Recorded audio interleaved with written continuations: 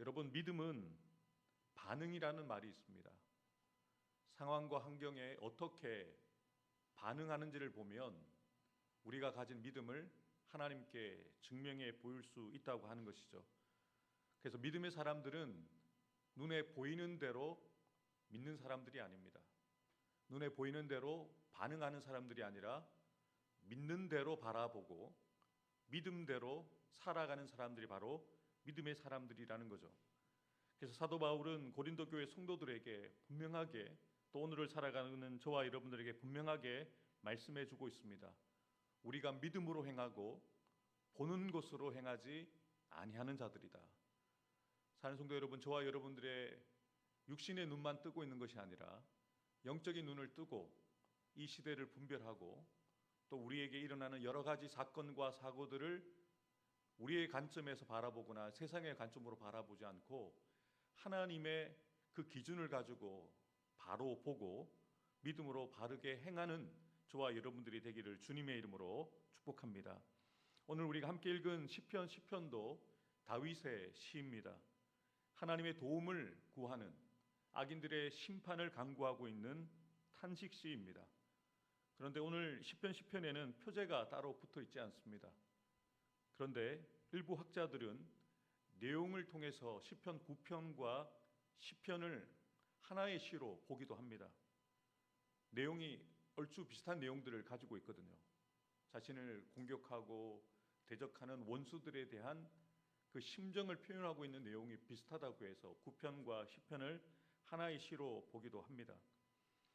내용을 살펴보면 이 시편에도 다윗이 엄청난 환난 중에 있다는 것을 우리가 알 수 있습니다.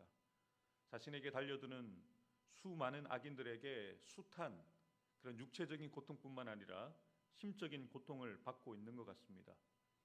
그러한 고통 중에 탄식하면서 자신의 요새가 되어주시는, 자신의 유일한 도움이 되어주시는 하나님께 자신을 도와달라고, 또 자신을 괴롭히는 그 악인들을 공의의 하나님께서 심판하여 주시도록 기도하고 있습니다. 탄식시라 함은 우리가 가지고 있는 마음을 하나님께 솔직하게 고백하는 기도입니다. 마치 우리가 병원에 가서 우리가 아픈 그 증상들을 의사에게 솔직하게 이야기해야 그 증상에 합당한 처방을 받고 치료를 받을 수 있는 것처럼, 우리가 하나님의 도우심을 받기 위해서는 하나님께 숨김없이 있는 그대로 우리가 처한 상황과 우리가 그 상황에 반응하고 있는 우리의 마음을 있는 그대로 고백할 수 있어야 됩니다. 우리가 사람들에게는 때로 숨길 수 있습니다. 낯뜨겁고 또 민망하고 부끄러워서 내가 목사인데, 내가 그래도 장로인데, 내가 그래도 모태신앙으로 이 나이만큼 신앙생활했는데 이까지 문제로 내가 이렇게 힘들다고 사람들에게 이야기하면 그 사람들이 나를 어떻게 생각할까라고 사람을 의식하면서 조금 숨기기도 하고 조금 과장하기도 합니다. 그런데 하나님께는 그러실 필요가 없습니다. 우리가 말하지 않아도 주님은 이미 우리의 상황을 다 알고 계시고 우리가 어떤 마음을 갖고 계시는지 다 알고 계시잖아요. 하나님은 알고 계시는데 우리의 입으로 말하기를 원하십니다. 솔직하게 우리가 처해 있는 상황들을 토로하고 우리가 느끼고 있는 이런 마음들을 있는 그대로 고백하기를 원하는 거죠. 하나님께 솔직하게 고백할 수 있다는 것은 그분을 그만큼 사랑한다는 증거이지 않겠습니까? 하나님께 숨김없이 솔직하게 이야기할 수 있다는 것은 그분을 절대적으로 신뢰하고 있다는 증거라는 것이죠. 주님은 그것을 보기를 원하십니다. 우리가 기도할 때 형식을 따라 기도하고 습관을 따라 기도하는 것도 중요합니다만 진솔하게, 진심으로 우리의 마음을 다해서 전심으로 기도하는 것이 필요하다는 거죠. 그러한 믿음이 있었기 때문에 다윗은 이 탄식시의 시작이 조금 우울하게 시작하고 있지 않습니까? 나를 에워싸고 있는 어려움과 두려움에 대한 원망과 불평의 마음이 조금 묻어 있는 것 같아요. 어찌하여 나의 이 어려움을 보고 계시고 숨어 계시는 것 같은 그 마음을 표현하고 있지 않습니까? 그런데 결국에는 하나님을 믿음의 눈을 들어서 바로 보면서 하나님께서 일하실 것을 찬양하고 있음을 우리는 보게 되어집니다. 그래서 저와 여러분들은 믿음이 필요합니다. 믿음의 눈으로 우리 자신을 볼 수 있어야 되고, 믿음의 눈으로 우리를 둘러싸고 있는 환경들과 상황들을 바라보고 해석할 수 있어야 됩니다. 그래서 히브리서 기자는 분명하게 이야기를 하죠. 믿음이 없이는 하나님을 기쁘시게 할 수 없다. 하나님은 지금도 우리에게서 믿음을 찾고 계십니다. 하나님께 나아가는 우리가 하나님이 살아계시다는 것을 믿고 있는가? 그리고 하나님 앞에 나와서 우리가 기도하고 예배할 때 우리의 마음의 소원을 중심을 주님이 보시고 응답하여 주신다는 것을 믿고 나아왔는가를 확인하기를 원하시는 거죠. 우리가 계속해서 다윗의 시편을 살펴보면서 우리는 확인할 수 있는 것은 다윗은 이 믿음이 있다는 거죠. 하나님이 살아계시다는 것, 하나님이 자신과 함께 하신다는 것, 하나님이 자신의 작은 신음에도 그 울부짖음에도 탄식에도 주님이 반응하고 계시다는 확신이 있기 때문에 내용상은 그 환경에 치우쳐서 드리는 기도이기 때문에 우울해 보이지만 그 이면에는, 보이지 않는 이면에는 다윗의 믿음이 분명하게 보여주고 있는 것이죠.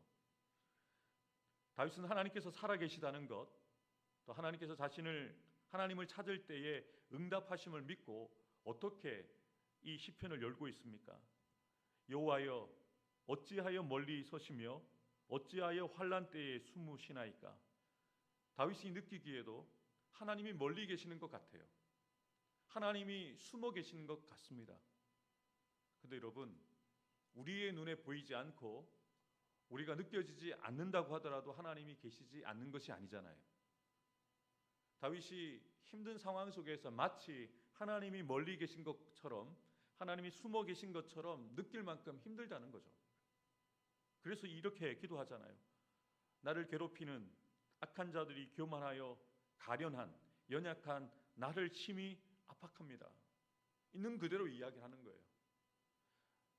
하나님은 살아계시고 역사하시지만 눈에 보이는 그 악인들은 현실이잖아요. 그 현실이 자기에게 다가왔을 때 얼마나 압박을 주고 있는지 그것을 있는 그대로 이야기를 합니다. 여러분, 믿음이 없어서가 아닙니다. 믿음이 있기 때문에 자신이 처한 상황을 그대로 고백할 수 있는 거죠. 믿음이 있기 때문에, 하나님을 신뢰하기 때문에 남들에게는 이야기하지 못하는 내용을 하나님 앞에는 그대로 고백할 수가 있는 거죠. 하나님, 악한 자들 때문에 힘들어요. 악한 자들 때문에 내가 심히 압박을 받고 있습니다. 여러분, 이것이 하나님 앞에 무슨 부끄러운 고백이겠습니까? 힘들다고 이야기하는 것은 도와달라는 거잖아요. 내가 내 경험과 노력으로 이 문제를 해결할 수 없으니까 힘들다고 이야기하면서 하나님 앞에 도움을 구하는 거잖아요. 이게 믿음입니다. 사람들은 이렇게 믿음이 없어, 아이고 그 질병 때문에 이렇게 다운돼 있어서 되겠어? 기도해. 사람들은 그렇게 이야기할 수 있어요. 판단하는 거죠. 어떻게 믿음이 있는 사람이, 어떻게 목사가 그렇게 말할 수 있어? 그렇게 판단할 수 있습니다. 오해할 수 있습니다. 근데 하나님은 오해하지 않으세요. 그냥 있는 그대로 이야기하는 거예요. 하나님, 힘들어요. 몸도 아프지만 마음도 아프고 이 일들로 인해서 왜 내가 이런 일들을 당하고 있는지 이해가 되지 않아서 너무 힘들어요 라고 있는 그대로 다윗처럼 이야기하는 거죠. 그리고 자신이 가지고 있는 문제를 하나님 앞에 그대로 이야기하잖아요. 하나님, 그들이 자기가 베푼 깨에 빠질 수 있도록 악인을 심판해달라고 아주 분명하게 기도하고 있지 않습니까? 여러분, 다윗은 하나님께서 자신의 상황을 다 보고 계시다는 것을 믿고 있다는 거죠. 그것을 확신하기 때문에 숨기지 않고 있는 그대로 확신 가운데 고백하면서 기도하고 있는 것이죠. 그러면서 자신을 대적하고 자신을 압박하고 있는 악인들의 특징에 대해서 정확히 알고 우리에게 알려주고 있고 고백하고 있습니다. 내용이 조금 길기 때문에 읽진 않겠습니다만 3절부터 11절에 자신을 괴롭히고 있는 그 대적들에 대해서 정확하게 알고 있는 거죠. 우는 사자처럼 달려주는 사단에 대해서 우리가 정확하게 알아야 합니다. 지피지기 백전백승이라는 말이 있잖아요. 적에 대해서 묵상할 필요는 없겠지만 적이 어떠한 특징을 갖고 있는 것은 알고 있어야 되죠. 거기에 대해서 우리가 만반의 준비를 하고 그들이 그렇게 공격할 때 우리가 흔들리지 않기 위해서는 악인들에 대해서 정확하게 알아야 하는데요. 악인들에 대해서 다윗은 무엇이라고 이야기합니까? 그들의 사상에는 하나님이 없습니다. 그들은 하나님을 멸시합니다. 여러분, 세상에서 가장 무서운 사람은 어떤 돈을 많이 가지고 있거나 권력을 많이 가지고 있는 사람이 아닙니다. 하나님을 두려워하지 않는 사람이 가장 무서운 사람입니다. 아나무인이 아니라, 아나무인도 답이 없는 사람이지만 아나무신, 그의 눈에 하나님이 보이지 않는 사람은 그냥 그 스스로가 두려워하지 않고 죄를 짓고 막 사는 거죠. 악인들에 대해서 정확하게 다윗은 판단하고 있는 거예요. 하나님에 대해서 전혀 두려움 없이 하나님을 무시하고 하나님 없이 살아가는 자들을 어떻게 우리가 손을 댈 수가 있겠어요? 여러분, 다윗이 싸움을 못하는 사람이 아닙니다. 다윗이 권력을 가진 왕이었고 다윗은 전투를 잘할 수 있는 전사였습니다만 아람 무인의 악인들에 대해서 자신의 힘으로 대적하려고 하지 않고 하나님 앞에 맡기는 거예요. 하나님께서 보고 계시기 때문에 하나님께서 그 악인들에 대해서 정확하게 판단해 주시고 하나님을 경외하지 않고 하나님이 자신을 잊어버렸다고, 하나님이 그 얼굴을 가리셨다라고, 나를 보지 않고 있다라고 착각하고 있는 그들을 하나님이 판단하시고 공의로 심판하시기를 그렇게 주님 앞에 고백하고 있는 것이죠. 그러면서 악인을 주님의 손에 올려드리면서, 여러분, 포기한다는 말이 우리는 손을 내려놓는다라고 생각을 하잖아요. 포기한다, 손 놓았다라고 얘기를 하는데요, 저는 영어에서 포기한다는 말이 의미가 있다라고 생각을 해요. 영어에서는 포기한다는 것이 give up입니다. 포기가 손을 놓는 게 아니에요. 내가 해결할 수 없는 문제를 주님의 손에 업하는 거예요. 올려드리는 거예요. 악인을 내 손으로 어떻게 해결할 수가 없어요. 그리고 손을 놓고 아무것도 하지 않는 게 아니에요. 하나님 앞에 올려드리는 게 우리가 할 수 있는 최선의 일이거든요. 그래서 다윗은 주님의 손에 자신의 가장 큰 문제였던 그 악인들을 어떻게 하고 있습니까? 악인들에 대해서 어떻게, 무엇을 기도하고 있습니까? 이렇게 기도하죠. 여호와여, 일어나옵소서. 하나님이여, 손을 드옵소서. 하나님의 손으로 나를 괴롭히고 나를 대적하는 그 악인들을 주님이 주님의 손으로 만져달라고 기도하는 거죠. 가난한 자, 자신을 이야기하는 거예요. 하나님, 나를 잊지 마옵소서. 어찌하여 악인이 하나님을 멸시하여 그의 마음에 이르기를 하나님은 감찰하지 아니하신다, 보고 판단하지 아니하신다 라는 말을 하게 하십니까? 라고 그렇게 기도하고 있는 거죠. 그리고 이 모든 상황 속에서 우리가 다윗에게서 배워야 되는 것은, 앞서 제가 말씀드린 것처럼 보이는 대로 들리는 대로 반응하지 않고 다윗은 믿음으로 하나님에 대해서 이렇게 신앙의 고백을 합니다. 우리 14절 말씀 함께 읽도록 하겠습니다. 주께서는 보셨나이다. 주는 재앙과 원한을 감찰하시고 주의 손으로 갚으려 하시오니 외로운 자가 주를 의지하나이다. 주는 벌써부터 고아를 도우시는 이시니이다. 아멘. 지금 시에서 가난한 자, 외로운 자, 고아로 표현하고 있는 사람이 바로 시인 자신을 이야기하는 거예요. 다윗을 이야기하는 거죠. 다윗이 주님을 의지한다는 겁니다. 주님께서 다 보고 계시기 때문에 주님께서 고아와 같은 자신을 도우시고 계신다라고 믿음으로 고백하는 것이죠. 그리고 계속해서 이렇게 신앙을 고백합니다. 여호와께서는 영원 무궁하도록 나의 왕이시기도 하지만 이 세상을 다스리시는 왕입니다라고 믿음으로 선포하는 거죠.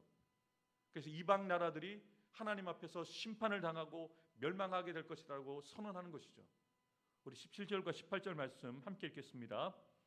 여호와여, 주는 겸손한 자의 소원을 들으셨사오니 그들의 마음을 준비하시며 귀를 기울여 들으시고 고아와 압제당하는 자를 위하여 심판하사 세상에 속한 자가 다시는 위협하지 못하게 하시리이다. 아멘.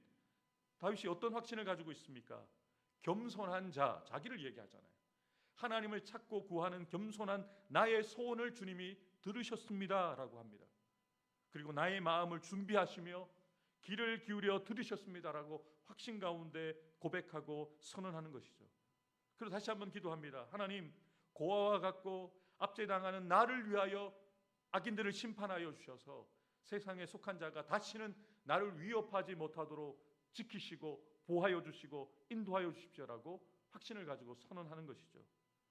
이렇게 하나님에 대한 분명한 신앙의 고백을 가진 다윗은 자신에게 고통을 주는 악인들에 대해서 하나님 앞에 어떻게 구체적으로 기도하고 있습니까? 우리 마지막으로 15절 말씀을 함께 읽겠습니다. 악인의 팔을 꺾으소서, 악한 자의 악을 더 이상 찾아낼 수 없을 때까지 찾으소서. 아멘. 악인은 하나님이 꺾으셔야 돼요.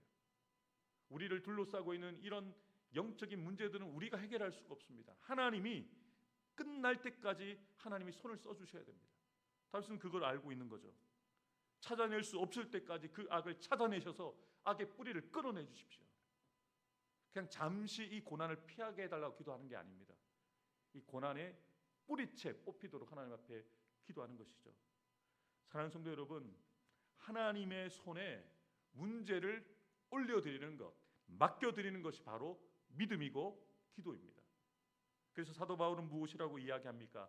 아무것도 염려하지 말고 너희 구할 것을 감사함으로, 다만 모든 일에 기도와 간구로 너희 구할 것을 감사함으로 하나님께 아뢰라. 아무것도 염려하지 말래요. 믿는 사람은 걱정할 필요가 없는 거죠. 염려할 필요가 없는 거죠. 왜냐하면 하나님이 함께 하시기 때문에. 우리가 구해야 될 모든 문제들을 기도와 간구로 하나님 앞에 감사의 마음으로 확신을 가지고 구하라는 거죠. 우리가 그렇게 기도할 때 주께서 어떤 은혜를 주십니까? 모든 지각에 뛰어난 하나님의 샬롬이 그리스도 예수 안에서 두렵고 염려하고 떨고 있는 우리의 마음을 지켜주신다는 거예요. 여러분, 다른 것은 다 잃어버려도 마음을 지키지 못하면 다 잃어버립니다. 그런데 그 마음에 하나님의 평강을 주신다는 거예요. 어떤 사람에게요? 하나님을 믿는 사람, 하나님께 기도하는 사람에게. 다윗과 같이 절망적인 상황에서도 소망 되신 하나님을 바라보고 믿음의 눈으로 바라보고 믿음으로 반응하는 다윗에게 하나님이 평강을 주신다는 거죠. 오늘 이 새벽 주신 말씀을 따라서 이렇게 기도하기 원합니다. 주님, 나도 다윗처럼 나의 마음을 진실되게 내가 처한 상황과 환경들과 문제들을 솔직하게 꾸밈없이 기도하기 원합니다. 보이고 들리는 대로 반응하지 않고 믿는 대로 바로 보고 믿음대로 반응하기 원합니다. 주여, 저도 저에게 더 큰 믿음을 주셔서 뜻밖의 상황에서도 승리하게 하옵소서라고 기도하는 저와 여러분들 되기를 주님의 이름으로 축복합니다. 기도하겠습니다.